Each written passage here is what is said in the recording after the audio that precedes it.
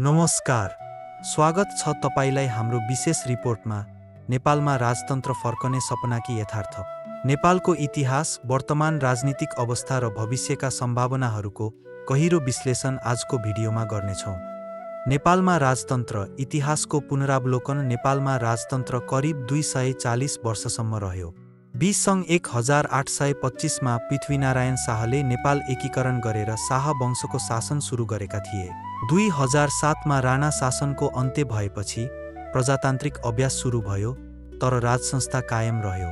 2046 मा जनआन्दोलनपछि संविधान संशोधन भई राजालाई संवैधानिक रूपमा सीमित गरियो, तर 2063 को जनआन्दोलनपछि नेपाल संघीय लोकतान्त्रिक गणतन्त्र घोषित भयो।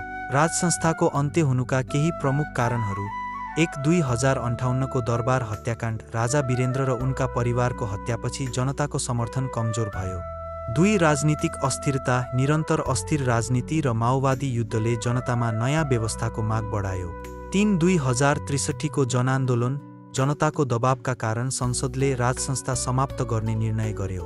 तर के राजतन्त्र फर्किन सक्छ? हालैका वर्षहरूमा केही समूहहरू राजसंस्था पुनर्स्थापनाको माग गरिरहेका छन्। धेरैले भन्छन् गणतन्त्र असफल भयो, भ्रष्टाचार र अराजकता बढ्यो, त्यसैले राजसंस्था चाहिन्छ। तर के यो यथार्थमा सम्भव छ? राजसंस्थाको पुनरागमनका सम्भावनाहरू: 1 जनताको समर्थन। 2063 पछि जन्मेका नयाँ पुस्ताले राजसंस्थाको अनुभव लिएका छैनन्। युवाहरूमा यसको समर्थन सीमित देखिन्छ।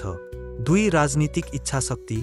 कुनै ठोस राजनीतिक दलले राजसंस्था पुनर्स्थापनाको एजेन्डा अघि सारेको छैन। 3 संविधान संशोधनको चुनौती। राजतन्त्र फर्काउन नेपालको संविधानमा ठूलो संशोधन गर्नुपर्छ, जुन हाल असम्भव जस्तै छ। के राजतन्त्र फर्किन सक्छ?